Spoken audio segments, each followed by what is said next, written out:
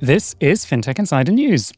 This week, we bring you Australia's Commonwealth Bank manages to cut losses from customer scams by half with in-house anti-fraud technology. Société Générale gets ready to sell its UK and Swiss private banking units for €900 million. And US neighbourhood fintech Bilt Rewards raises $150 million in funding to hit a massive $3.25 billion valuation. We discuss all of these and much more on today's show. Whether you're starting or scaling your company's security program, demonstrating top-notch security practices and establishing trust is more important than ever. Vanta automates compliance for ISO 27001, SOC 2, GDPR, and more, saving you time and money while helping you build customer trust. Plus, you can streamline security reviews by automating questionnaires and demonstrating your security posture with a customer-facing trust center, all powered by Vanta AI. Over 7,000 global companies like Atlassian, Flow Health, and Cora use Vanta to manage risk and prove security in real time. Our audience gets a special offer of $1,000 off Vanta at vanta.com/insider. That's VANTA.com/insider for $1,000 off.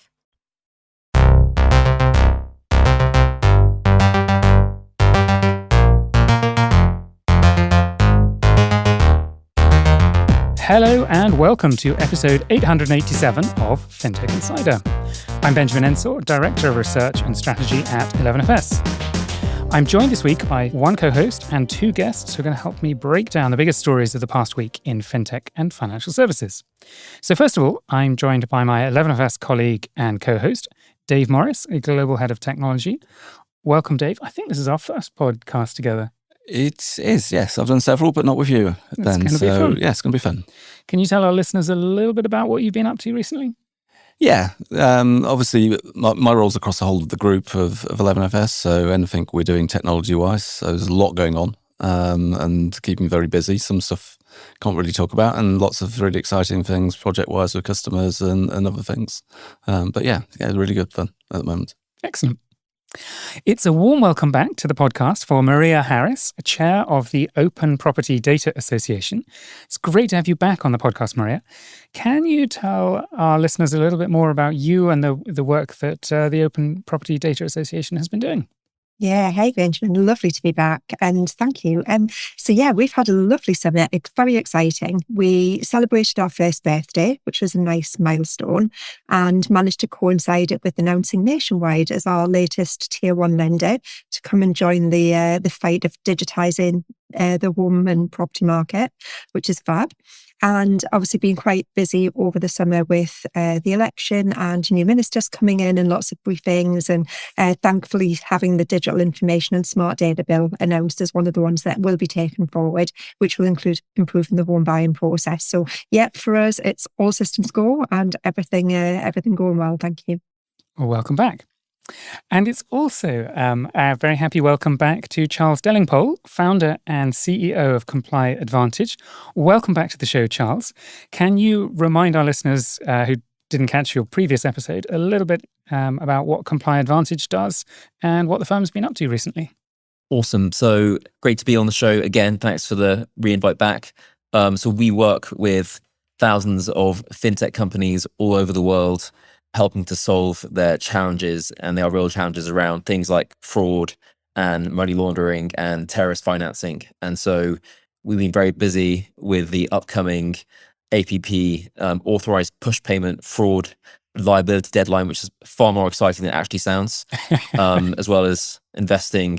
We're kind of like roughly 500 people, lots of engineers and regulatory experts and other people working with fintechs and banks to help solve these kind of problems from a tech perspective rather than a kind of consultancy perspective. Thank you. Well, welcome, and let's jump into the news. So our first story this week comes from Australia. It's not every episode that we get to bring you good news about financial crime, but we've got some today, which is that Australia's Commonwealth Bank has cut customer scam losses by half. CommBank has built a number of in-house anti-scam technologies that it has built into its platforms. Customers are protected by technologies including the identity confirmation system NameCheck and the anti-impersonation software CallerCheck. The bank estimates that these technologies have prevented 40 million Australian dollars worth of scam payments in the past financial year. It's also helped prevent $370 million worth of mistaken payments where someone sends a payment to the wrong person. There's also been some good news from here in the UK, where the National Crime Agency has shut down the so-called Scam as a Service platform, Russian Comms, which made 1.3 million scam calls to 500,000 phone numbers in the past year, costing consumers thousands with each successful scam. Charles, what do you make of this news? Are you optimistic that banks are starting to win the fight and that they're managing to keep ahead of the scammers, or is that not the case more widely? Yeah, I think great question. I think in certain countries, such as the UK, they are definitely not winning the fight. So in this story here, what you see is Commonwealth Bank plugged in to their kind of confirmation pay equivalent system, right? That's been around in the UK for the past 10 years. And still what you see every year, I think in the last year in the UK, you saw £340 million worth of authorized push payment scams, with a volume of 250,000 payments, right? So that's kind of every single person will have someone who fell victim to that. And that case volume is growing. So it's not going anywhere. And it's not like plugging into confirmation of payee or the local equivalent is a silver bullet for that, right? So we're simply at the beginning of this war. And what you saw in Australia is they managed to shut down some websites and shut down some phone lines which were being used for scams. But that doesn't solve the problem, because if you look at the actual scams and which ones are actually occurring, it's the top one is kind of purchase fraud, then investment fraud, impersonating police, bank staff, romance fraud, like also called pig butchering, CEO scams. So all those are kind of more social engineering scams, and those aren't going away. I've got to stop you there. You mentioned pig butchering, which sounds horrendous. You've got to tell us what pig butchering is. So for listeners who don't know what pig butchering is, can you explain that? I think the kind of precise term pig butchering is basically originally a Chinese term to do with a long-term investment kind of fraud scam. So it's basically where you find victims often on same-sex dating sites or opposite dating sites, and then you gain their trust. And you have this large target and prey that eventually you slaughter, right? So, yeah, I think that's the kind of visceral logic of the term. A horrible term for a nasty crime.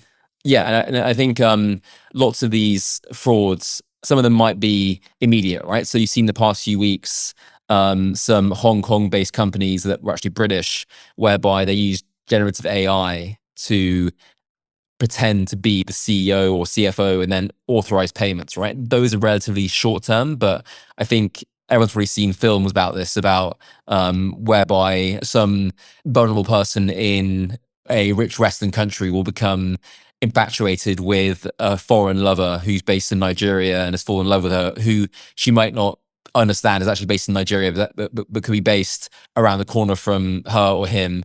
And I think there's a Netflix documentary about a Israeli scammer that was doing the same thing to kind of multiple women and using the proceeds from each crime to then be able to invest further in new crimes by buying fast cars and giving the appearance of luxury. So I think all these scams are manifold and prey on human desire and weakness. And similarly, CEO scams are where a junior employee is too intimidated by the CEO to actually ask questions or verify that things are as they say they are, right? So in many respects, these systems are so entrenched within human psychology that they can't be easily solved. I think often it isn't technology necessarily that might solve it easily. It's kind of a huge awareness and a alignment of incentives through training. Like, so we run huge amounts of cybersecurity training so that each different employee in the company understands things like phishing. And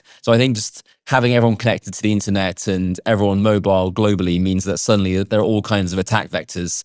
And whilst technology can solve lots of issues, for instance, if there's a bank account that's being taken over and then you have a payment going out to a name which doesn't match the recipient name, i.e. the person sending it thinks it's going to a legal account, but actually it's going to an account in Nigeria, then those kind of anomalies are fairly easy to detect. But I don't think we're going to get the fraud volume down to zero anytime soon.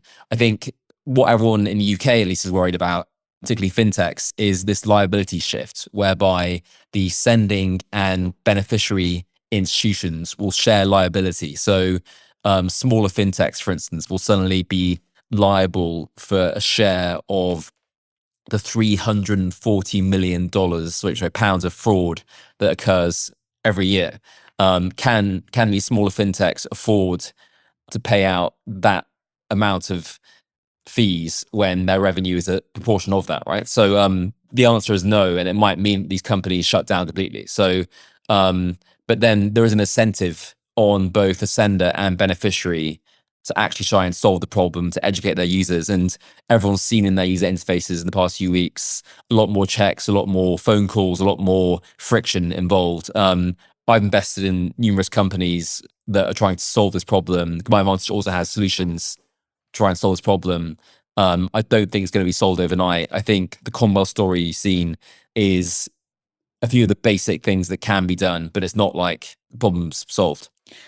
Dave, how do you think banks normally sort of think about this? Because to me, I look at it and sometimes it feels like that game of sort of whack-a-mole where you knock fraud on the head in one place and the scammers just sort of turn up somewhere else. I mean, how do the banks sort of think about this? Do they think of that this is just, can I drive the fraud away? If I'm CommBank, am I just trying to drive the fraud to Westpac? Or how am I thinking about this?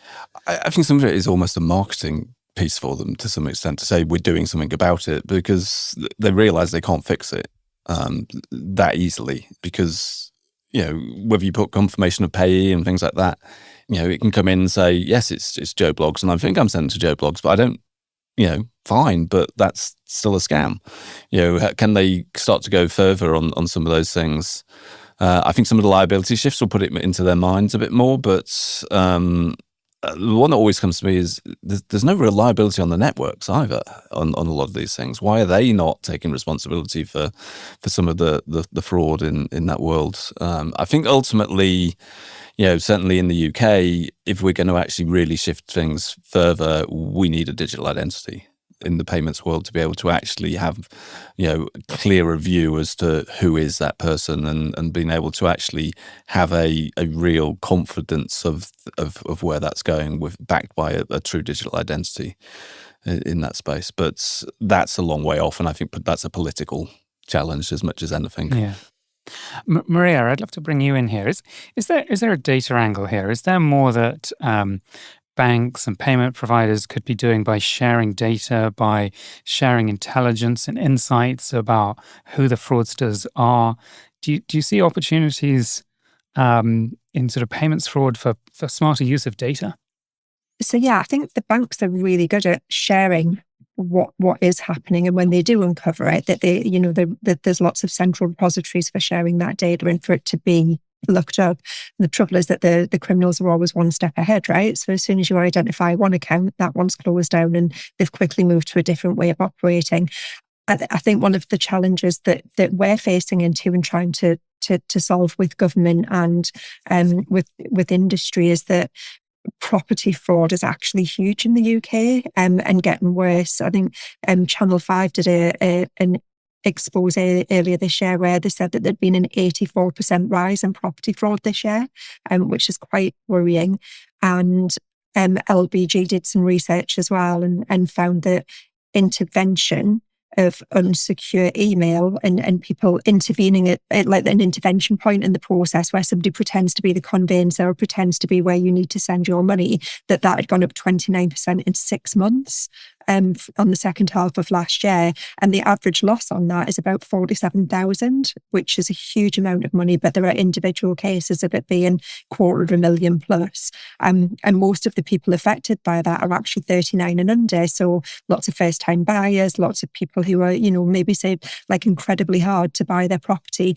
And we have to fix it. I mean, there's no way that any customer should ever have that happen in their life. So I would love to see more pace around some of the things that are happening with the Bank of England and digitising it at source so that actually the money doesn't need to be transferred from one account to another. We're seeing the regulated liability network, which all of the big banks are contributing to with MasterCard, using DLT and tokenisation and things like synchronisation and smart contracts to actually just prevent all of those intervention points in the first place and keep customers safe and for that money to not be leaving the network at all. So I'd love to see more pace around that. I think it's probably a better way to try and just not create points of entry in the first place. I think one of the big challenges is a lot of this is outside the bank's control as well, because a lot of these are in the email space, the SMS space, and things like that. So it's are big tech doing enough in that? I think there's some good things coming from Google in the way that they're allowing your identity to be serviced through search and allowing you to sort of try and remove search results of things of your personal information if they're coming up in a way that shouldn't be coming up. But it doesn't feel like the big tech companies are doing as much as some of the banks are. Charles, as Maria said, the most sophisticated scammers always seem as if they're a few steps ahead. I'm sure there are plenty of unsophisticated scammers who are easily stopped. But what are some of the things that you're seeing leading firms do? Do you think there's is there mileage in artificial intelligence? Where do you think we're going to see focus over the next couple of years in sort of battling against the scammers? Yeah, I think the kind of mainstay of understanding and then counteracting the frauds has to be on basic processes such as identity verification and then the kind of transactional monitoring, right? So I think a huge vector for account takeover fraud is going to be when people simply call up and say, hey, my phone number's been lost. Can you give me access to the account? And just re-going through that same underlying identity verification normally catches 50% of the account takeover frauds. And then once they've got access to their account, when they start doing things like authorized push payment, I think just monitoring the transactions and using machine learning to say, okay, this sample of 5% of transactions were true positives and were in fact account takeover frauds. We're going to look for features that were similar to those and stop anything that was like that, right? So, but then also more basics like training and education. And I guess the next step could be introducing more friction to the payments or more cross-party sharing of data between social media firms and telco companies, as you see in Australia. And then I think finally, simply those weak links that banks that can't get around the issues probably might have to shut down and close. So I think, and then probably beyond that, things like generative AI in terms of, I think a big problem banks have now is in terms of identity verification is you can exploit the structural flaws in identity verification, at least in the UK and other companies that rely on video and biometric, right? So you're able to warp your face to look like anyone you want to look like and then have a passport that you've generated yourself, right? So it's very difficult to determine if someone actually is who they say they are remotely via a computer screen.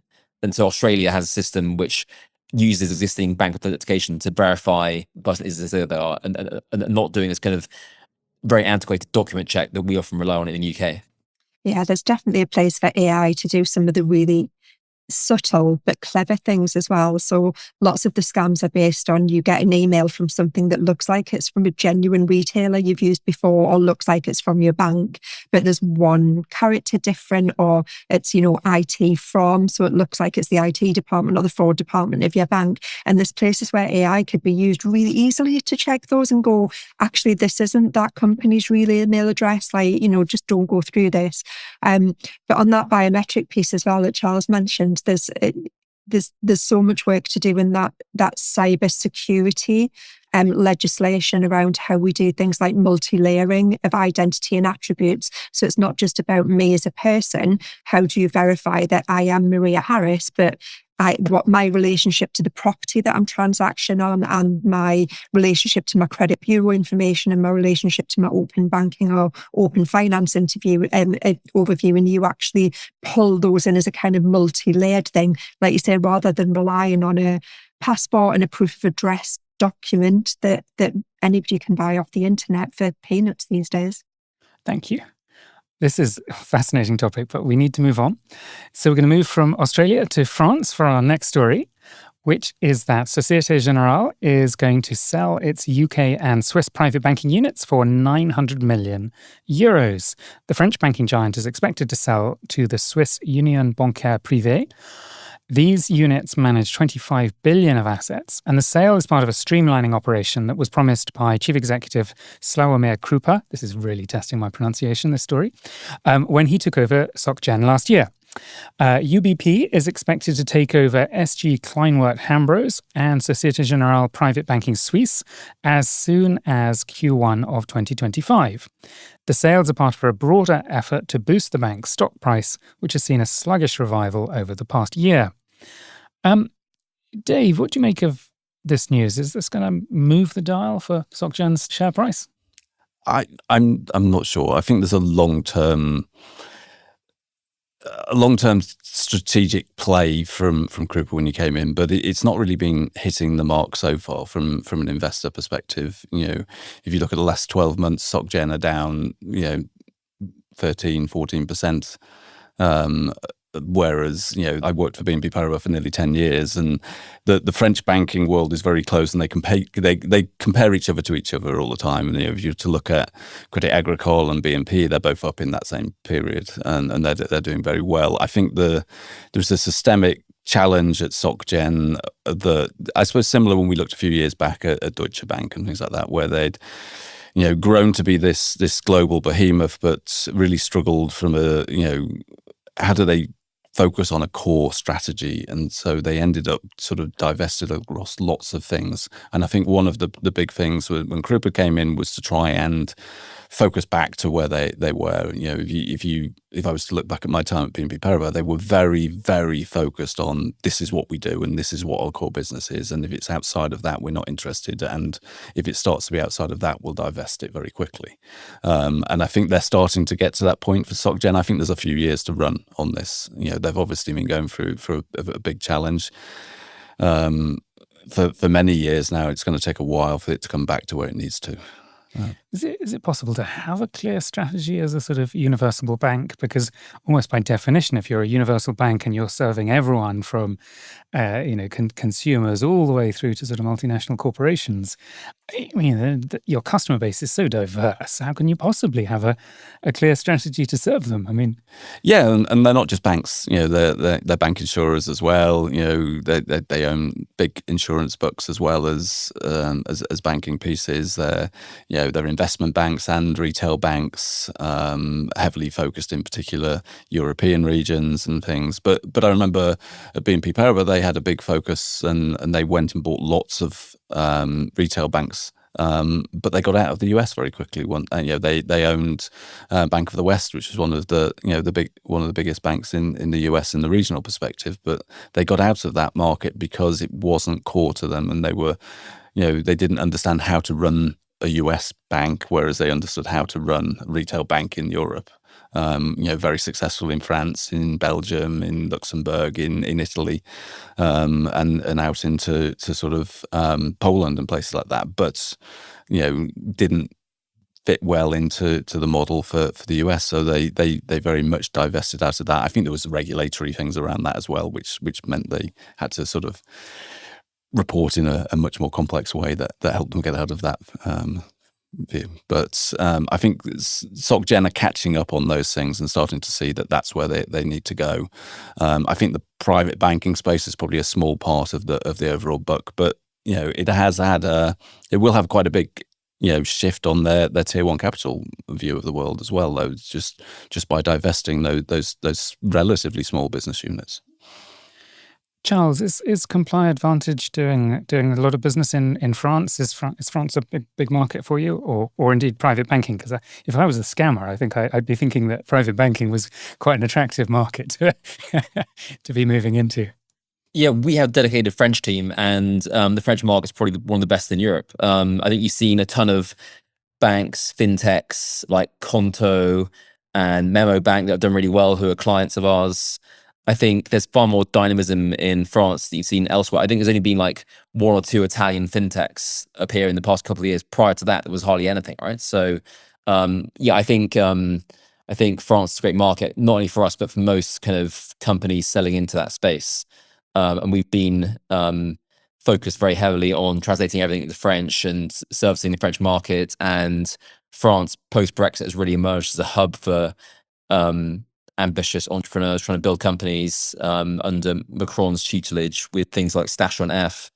Yeah, I think we have an investor from SocGen. They're kind of they pull that very heavily from Eastern Europe, and I guess are kind of too big and complex to take on these smaller, more aggressive, ambitious fintechs that are scaling very quickly. I suppose the ultimate challenge here for some of these bigger banking groups is the bigger you get, the more complex it becomes to just sort of run all the different parts of your business. And at some point, it just, management attention, you just can't. Or similarly, to compete with UBS and JP Morgan in that space, you're exiting Switzerland and London in private banking, you're kind of exiting full stop, right? So I guess if you can't compete, then best to capitulate. Yeah, and I think the challenge they have is different parts of the business need to work in a different way. They've got things that are effectively fintechs and small parts of the business that want to be really nimble, and then they've got behemoths of investment banking pieces and things like that, and massive branch networks in countries and things which are very different. And how do they bring those two together is always a challenge. I've got to say, running a large universal bank is not an easy job. It's easy to sit here and criticize, but I don't envy. They earn plenty of money. They do earn plenty of money. That is true. They do get paid for what they do, but it's not an easy role. All right, we will take a quick pause here, and we will be back very shortly.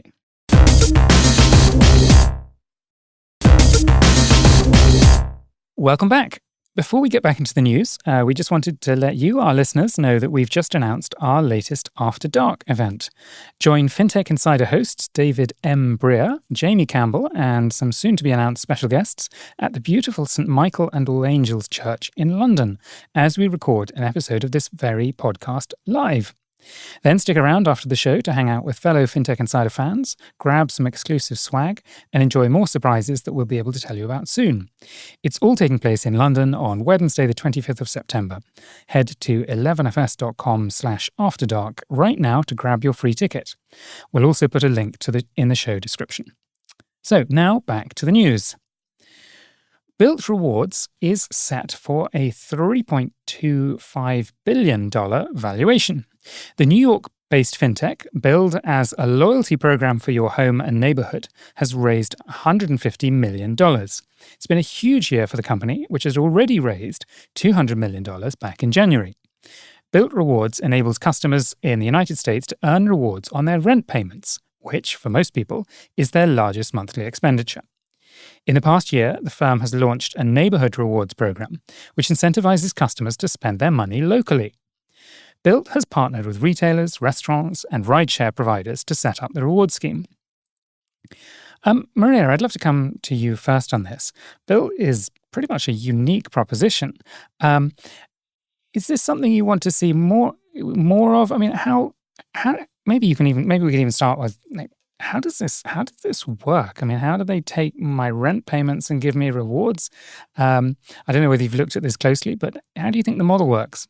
Yes, I guess it's probably similar to lots of loyalty schemes that have happened in pockets of the UK where, you've had like eat out, like Restaurant Week, and if you book certain places, you get it's credits or you can exchange it for vouchers and that kind of stuff. But nothing that I've seen on this kind of scale with that feeling of real community about it and tied to your property and where you live, but also the neighbourhood that you live in your local shops. I absolutely love it. I think it's an amazing idea, and very excited to see that their expansion plans include rewarding people on their mortgage payments too, which I think is really interesting. So yeah, I think holistically, in terms of kind of your view of finance, it does feel like the world's going that way. You see lots of it in Asian markets where you kind of have super apps, or you have a more holistic view of your overall finances, and you get rewards for, having kind of clusters of things, which is almost that, next step towards us having this kind of open X, from, open banking to open finance to open X, where you can actually start to link lots of things together. I think we have little bits of it happening in the UK already with things like mortgage providers who are doing green rewards. If you update certain things on your property, or you use certain contractors to install heat pumps, whatever it is, new boilers and stuff. So I think we've got little bits of it, but just not at the scale that you're seeing with Bilt. I think what they're doing is absolutely incredible. So the entire Bilt thing makes zero sense, right? And basically it's Wells Fargo being completely rinsed by a terrible deal, in the same way that Goldman got rinsed by Apple, basically, right? So in 21, Wells Fargo wanted to get more like fintech exposure. They agreed to a really terrible deal, and now they're losing $10 million a month. This agreement expires in 2029. So for the next 5 years, Bilt can do whatever they want and just rinse Wells Fargo. Property payments via card make zero sense, right? Because why would you pay interchange fees, all these fees to parties that don't need to pay them, rather than going over ACH in the US? And the answer is because you get money from Wells Fargo, because Wells Fargo wanted to access this millennial rental market, which hasn't worked out because they aren't using their Bilt cards to do anything else but rinse Wells Fargo. So loyalty affinity cards, great product, but fundamentally, this is the story about a terrible car partnership deal in the same vein as Apple. And so I think that depends though, Charles, because it depends where they end up with the data and the behavioural insights that they'll get from this. And that's what this is always about. And it's the same when, Uber started, and it was about your travel data and your spending data and putting your data together and the things that you do with that in the future. And, Uber still don't make any money, but they're still one of the richest companies out there. With $120 million, that's quite an expensive insight to buy, right, per year in losses. It certainly is a challenging business model. I mean, obviously, Americans are particularly used to paying on cards, and particularly used to those, the relatively high interchange that does fund all sorts of stuff at some cost to merchants. But yeah, I was looking at this and thinking, how exactly does this business model work? And I think you have partially answered the question, Charles. I mean, I agree with your point, Maria, that there's a lot of value in the data. But I think Charles makes an interesting point about how much value there is in that data. Can you really get $120 worth of value? If you paid me $400 per credit card that I could acquire, I'd do that all day, every day, right? And I go and raise billions, because it's just like a license to print money, right? If I have negative CAC, right, then you jump all over that, right? That's like a godsend. But if you're a consumer and that's, you're in there and you're getting the rewards for doing that, like that for the consumer, it's absolutely brilliant. Why would you not? It's great. Yeah, it's great. It's a brilliant consumer proposition. So I suppose the question then is can Bilt sustain this, beyond this current deal with Wells Fargo? Is there really a viable business model underneath this? Because actually, how do you do that rewards? How do you get those rewards paid for otherwise? Well, the only way loyalty and rewards work in the retail world is to be paid for by the actual, the restaurants themselves will be paying in this world and things like that. And in the same way as, coupons and discounts at your supermarket are paid for by the suppliers, not by the supermarkets most of the time. So, that model would have to be coming in for that to work, because it's not sustainable as a business of interchange for sure. And certainly it wouldn't replicate outside of the US. So I get why it's a great consumer proposition, but it's a terrible business.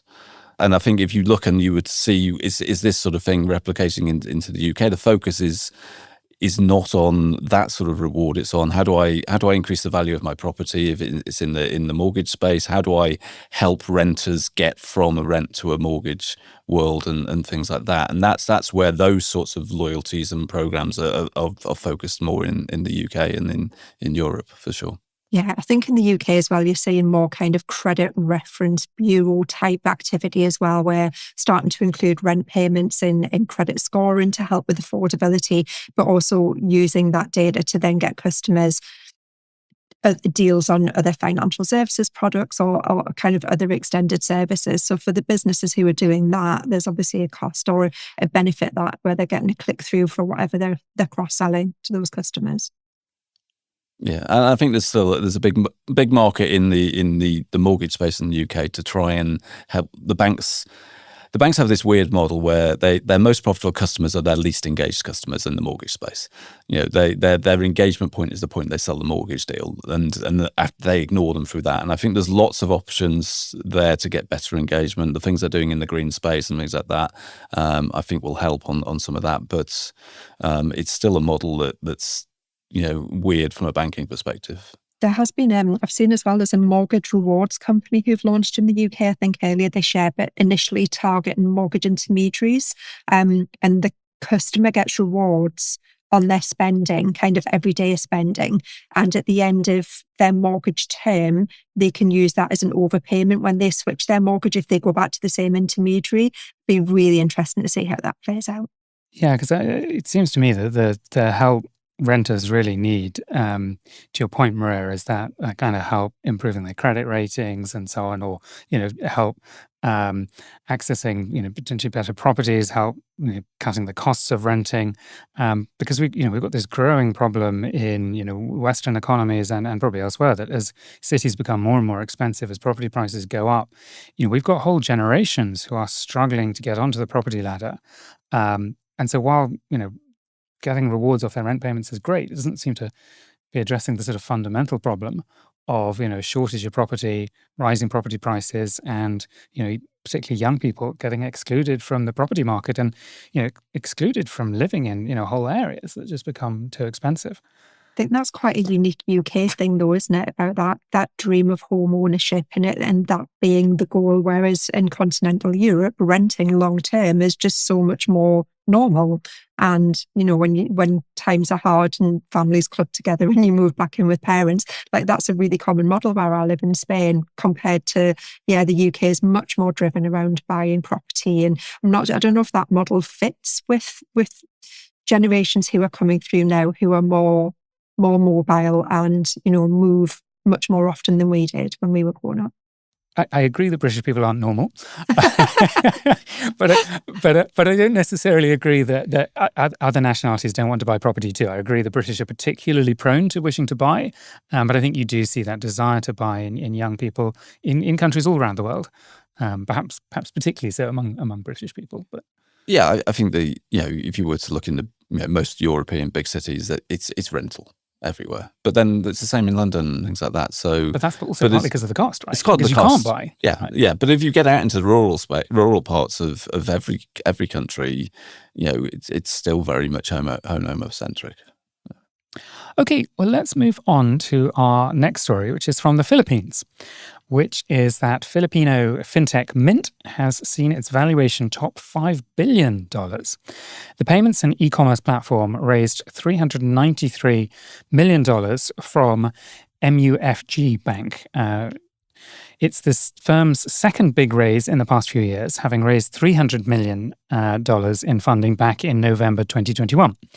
The firm operates two brands, with Fuse Lending offering businesses and consumer loans, and GCash operating the leading e-wallet in the Philippines. Bloomberg has reported that MUFG will have an 8% stake in Mynt, and the bank has announced that the fintech will have access to its Mode digital ecosystem. It's good news too for the billionaire Jack Ma, whose Ant Group has a 34% stake in the company. So what is it that we think has made Mynt and in particular GCash so successful? Is this just the classic digital wallet story that every market, particularly in the Asian markets, starts to see the growth of a digital wallet, and somebody has to kind of win that battle and become the dominant digital wallet. Dave, what's your take on this? I think to some extent there's a right time, right place on this one. They got the market quick in there, and they've done very well. There seems to be a predominant digital wallet in most of the different geographies across Asia, and they've done very well. If you get market penetration, there's massive volumes to be gotten, so therefore very quickly through customer acquisition you get big numbers, and I think this is a result of their success in their smart move from a bank to get in there and get some ownership of that, because they'll be losing share. And so it's a good route to try and get some of that back by owning one of the fintechs who's taking some of your lunch away. Charles, why do you think a Japanese bank would want an 8% stake in a sort of Filipino payments and e-commerce platform? I guess what you see in each market across Southeast Asia, like you got like Grab, you've got Gojek in Indonesia. Like in each country, you have a kind of dominant platform which becomes the go-to platform for everyone there. And therefore, if you want to penetrate into that geography, or similarly, if you're an investor in that particular bank, then it's a no-brainer. And I guess as a kind of pre-IPO round, you'll probably be able to get a huge uplift once the companies go public. And therefore, both from a strategic and a financial rationale, it makes a ton of sense and has been very much de-risked at that point. So you can see the same patterns playing out country by country. And this is just the winner in the Philippines. I haven't got a particularly nuanced perspective on the Filipino banking market. I haven't been there recently.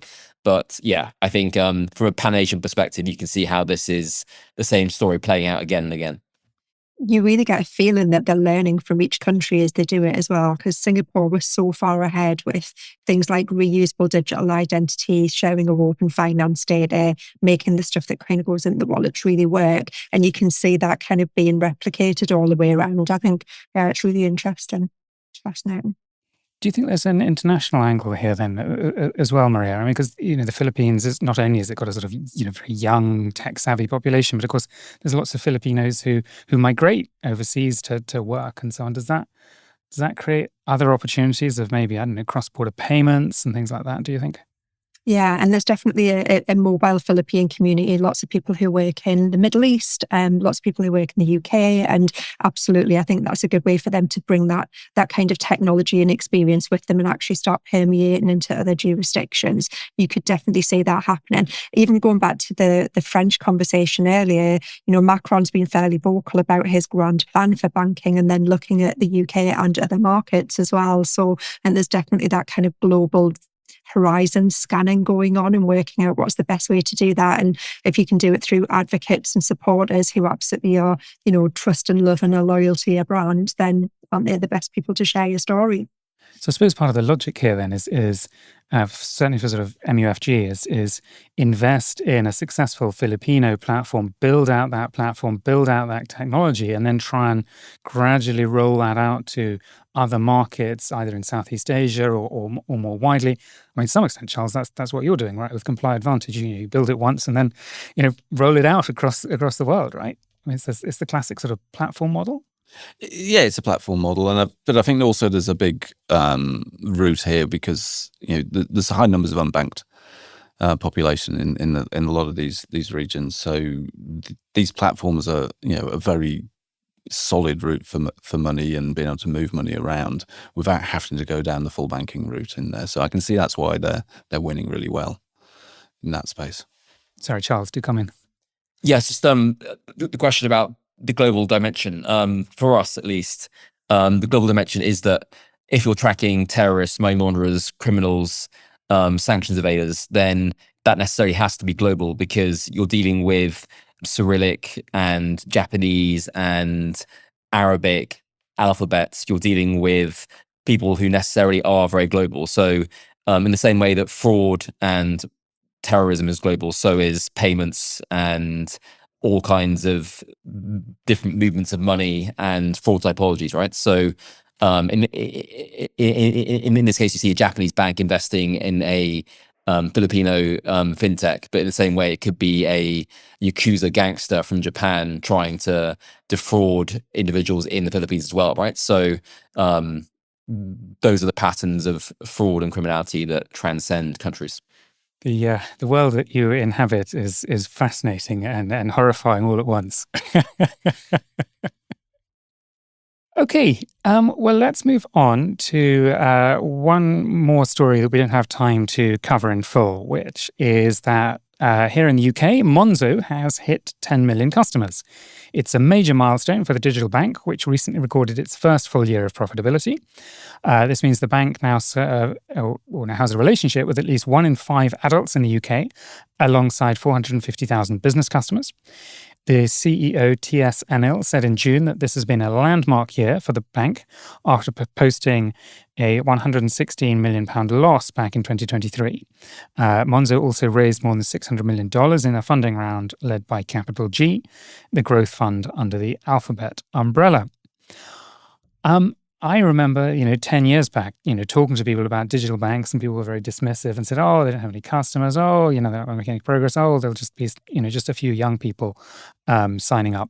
I've been wrong about a lot of things, but I was right on this particular point. I mean, hey, not the most ambitious of predictions that digital banks would succeed. But I think it's fascinating how much people underestimated the appetite of young people, in particular, for more digital experiences. I just look at my own children and, the decisions they made. It's about the only thing they ever asked me for advice on. But, the enthusiasm, particularly for younger people in digital banks. And although we've seen many other established banks trying to match the usability, the user experience and so on, they've never quite managed to catch up, despite their best efforts. So congratulations to everyone at Monzo on a tremendous achievement. People are not dismissing you any longer. Okay, and if you want more on Monzo, a few months back, our chief executive, David M. Breer, interviewed Monzo's T.S. Anil to talk about his career and his bold plans for the future of Monzo. So you can catch that on Spotify, and we'll have that conversation linked in the description as well. And finally, a look at something a little bit more lighthearted from the world of finance. Starbucks says that customers are sitting on $1.77 billion worth of unused gift cards. The coffee chain has revealed in its third quarter results that the company is not only struggling to sell people coffees, they're also not having the easiest time giving them away for free. The money saved from these unredeemed gift cards is known as breakage revenue, which the company is able to factor into its financial results. This number amounts to nearly 14% of all gift cards that remain totally unused, up from 9% last year. So, Maria, let's start with you. Have you got lots of unspent gift cards? Have you got any Starbucks cards sitting around? So this feels like confessional time. I moved from my house in the UK to my house in Spain about just under 2 years ago. And as we were clearing out, we found a horrendous amount of unused gift cards in a drawer that had been sat waiting, going, oh, next time we go there, we'll take it with us. And of course, we never, ever did. And by the time we'd done them, they'd all expired. So we were like, well, we can't take them with us. So we'll just get rid. So yes, absolutely guilty as charged. What about you, Charles? Yeah, I mean, everyone always talks about how Starbucks would be the biggest bank given the float, and it's like a Berkshire Hathaway. But yeah, I probably do have like Starbucks dollars sitting in a US account that I haven't used for like a long. Yeah, I mean, I'm not sure that qualifies Starbucks as like a fintech or a bank. But yeah, it is a fascinating phenomenon that they do have such a large pool of cash that just decays away into their balance every month. 1.8 billion is an awful lot of money. Dave, have you got a 1.8 billion Starbucks gift cards sitting at home? I sadly don't have any because I can't drink coffee. I'm allergic to coffee, so I never actually go to Starbucks. So I'm probably one of the few who doesn't have that with that amount of money that goes in there. I'm curious as to the financial rules as to when they can actually, make that real on their books, because how long does the breakage have to wait for before those actually become unused and become real from we haven't got that liability anymore on our books. So is the gift card just a thing from a moment in time? Is this something that future generations will look back and say, what on earth was that? Why have gift cards outlived their usefulness? It's probably the bits of plastic that people have gone, I need actually a bit of plastic to sort out the grouting in the kitchen or something like that. And the gift card gets used and forgotten about at that point because you're not going to use a real credit card for those things. I think we're doing what you did, Maria. They're going into a drawer somewhere, aren't they? You were given a gift card and it's got some really quite small amount of money left on it. It's like $1 or $2 and, it's not enough to buy a coffee with. And you get stuck with these sort of small amounts, and then what do you do with it? And 2 years later, you just forgot. Or you're really embarrassed about being the person who turns up with 12 gift cards with 4 cents on each of them to buy a coffee. Yeah, I do think it's a bit of a CX design fault as well, because even the ones that have moved to digital, where you kind of store them on a wallet in your mobile phone, it's actually a real pain in the backside to get them out and use them in the store for exactly that reason. And especially if it's not got enough on to cover the thing that you're buying, it would be so much easier if it was actually embedded in the transaction and they just recognise that I'm paying with a device, this is me, I've got this amount of credit, just take it off what I owe you. It would be so much simpler. So yeah, definitely CX design opportunity in there for someone. I like that. Yeah. So basically gift cards are just a flawed customer experience. And what Starbucks maybe ought to be doing is thinking about, is there a way they can get those gift cards out to homeless people? So that money can get used up. There's real customers who bought those gift cards in the first place. Rather than it going to Starbucks' financial results, surely they should be giving that away to charity. Or do they just like the $1.77 billion to actually just be theirs? It's an awful lot of dollars. All right, that wraps up this week's Fintech Insider News. Thank you so much to our guests today. Where can people find out a little bit more about you and your companies? Let's start with you, Charles. Where can people find out a little bit more about you and about ComplyAdvantage? Yeah, we have an amazing website, TikTok, Snapchat, all at ComplyAdvantage.com, which you should check out. Fantastic. Maria, where can people find out a little bit more about you and about the Open Property Data Association? Yeah, you'll find both of us on LinkedIn. So Open Property Data Association on LinkedIn. And if people are interested in what we're doing, hit me up. My contact details are in my profile, or sign up for our newsletter on our website. And Dave, where can people find out a bit more about you? On LinkedIn, under Dave Morris, or on any of the content on 11fs.com. And as for me, Benjamin, you can find me, Benjamin Ensor, on LinkedIn. And as Dave said, you can find out more about what the team are doing at 11fs.com or on our various social media presences. So thank you all so much for listening. If you like what you've heard, please give us a review, let us know what you'd like to hear about in future shows, and help other people find us. If you want to join the conversation, please find us on social media, search for 11FS or Fintech Insider, or email us at podcast@11fs.com. Thank you very much, and goodbye.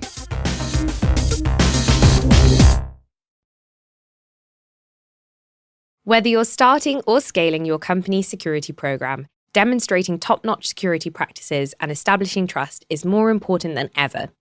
Vanta automates compliance for ISO 27001, SOC 2, GDPR, and more, saving you time and money while helping you build customer trust.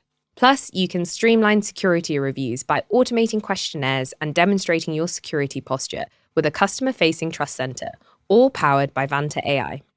Over 7,000 global companies like Atlassian, Flow Health, and Quora use Vanta to manage risk and prove security in real time. Our audience gets a special offer of $1,000 off Vanta at vanta.com/insider. That's VANTA.com/insider for $1,000 off. Keeping up with all the noise and news from the world of financial services isn't easy. It's easy to get lost in buzzwords, jargon, and industry speak. So sometimes you just need a quick human rundown of the biggest stories. Well, you are in luck. Bite-Sized is our very own weekly newsletter that takes the biggest news stories from financial services and tells you exactly what's happening, why it matters, and what comes next. Bite-Sized goes out every Friday at 11 a.m, so you can enjoy it with a coffee as you wrap up your week. Stay up to speed with the fast-moving world of financial services and subscribe today at 11fs.com/newsletters. That's 11fs.com/newsletters.